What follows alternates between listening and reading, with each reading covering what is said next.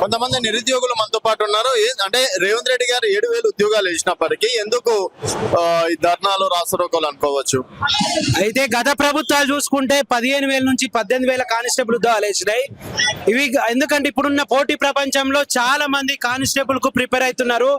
ఎందుకంటే వాళ్ళకు ఈ పోస్టులతో పోల్చుకుంటే చాలా విభజిస్తే కేటగిరీ వారీగా జిల్లాల వారీగా 33 జిల్లాల వారీగా విభజిస్తే చాలా తక్కువ పోస్టులు వస్తాయి.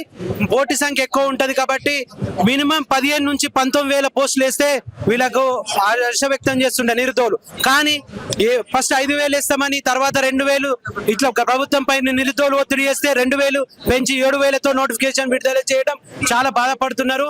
ఎందుకంటే 33 జిల్లాల ప్రకారం తెలంగాణలో ఈ పోలీసు ఉద్యోగాలని చాలా భద్రతకు అవసరం కాబట్టి ఎట్టి పరిస్థితుల్లో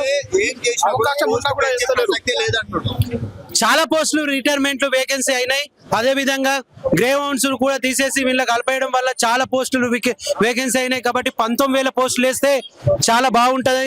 అందు డిమాండ్ సిచ్యువేషన్ లో లేదు, 7,000 మాత్రమే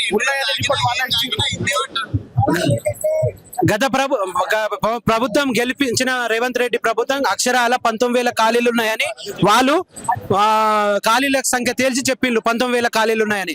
కానీ వాళ్ళు ఇప్పుడు వేసేటప్పుడు 7,000 పోస్టులు ఉన్నాయని అనడం చాలా తప్పు. ఎందుకంటే నిరుద్యోగులు ఈ కానిస్టేబుల్ జీవో నెంబర్ 46 కూడా అది ఓన్లీ ఇక్కడ ఉన్న వేరే రాష్ట్రాల వాళ్ళు కొట్టుకునే అవకాశం ఉంది. అది చెప్పు. జీవో నెంబర్ 46 రద్దు చేసి ఇక్కడ హైదరాబాద్ పోస్టులు కూడా గ్రామీణ ప్రాంత విద్యార్థులకు నిరుద్యోగులకు అవకాశం ఇవ్వాలని మేము విజ్ఞప్తి చేస్తున్నాం.